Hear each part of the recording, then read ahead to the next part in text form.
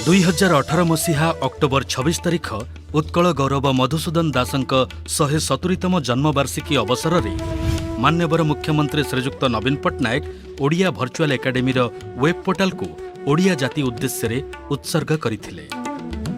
Odia virtual academy एही प्रयास फल ओडिया भाषा साहित्यर मूल्यवान कृतिगुड़िकर प्रतिलिपि गोटे वेब पोर्टाल रे उपलब्ध होई परिछि एवं ओडिशा तथा विश्वर विभिन्न प्रांत रे थिबा ओडिया भाषा और साहित्य अनुरागी माने सेगुड़िकर व्यवहार करि पारुछन्ति। इतिमध्यरे ओडिया भर्चुआल एकाडेमी सफलतार एक नूतन पर्याय रे उपनीत होइछि। वेब पोर्टाल को अधिक संगठित सुरक्षित तथ्य समृद्ध एवं पाठक उपयोगी करिबा पई एहार वैषयिक परिवर्तन करा जाइछि। एही टेक्निकल ट्रांसफॉर्मेशन फल वेब पोर्टाल टी आहुरी सुरक्षित एवं लोकप्रिय होई परिबो।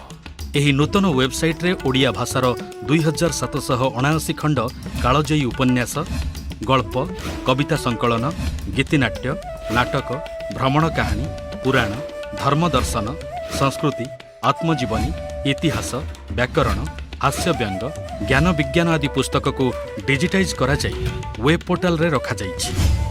राज्य संग्रहालय संगृहीत पांडुलिपि, अविभक्त 13टी जिल्लार राजपत्र, इंग्राजी ओडिया अभिधान एवं प्रशासन शब्दकोश, पिलामानंक पई एनिमेशन पद्धति रे एक अभिनव वर्णबोध, विविध भाषा शिक्षा पई ओडिया, इंग्राजी, फ्रेंच, स्पेनिश, जर्मन और जापानी भाषा को नहीं लैंग्वेज प्राइमर मध्य एही नूतन वेबसाइट रे स्थानित करा जाइछि। एहा व्यतीत ओडिया साहित्य एकाडेमी द्वारा प्रस्तुत करा जाइथिबा विशिष्ट व्यक्ति मानक वीडियो डॉक्यूमेंटरी संग्रह करी एही नूतन वेबसाइट रे अपलोड करा जाइछि। विशिष्ट ओडिया लेखक लेखिकांक संक्षिप्त परिचय एवं सेमानंक कृति को उभय ओडिया एवं इंग्राजी भाषा रे स्थानित करा जाइछि।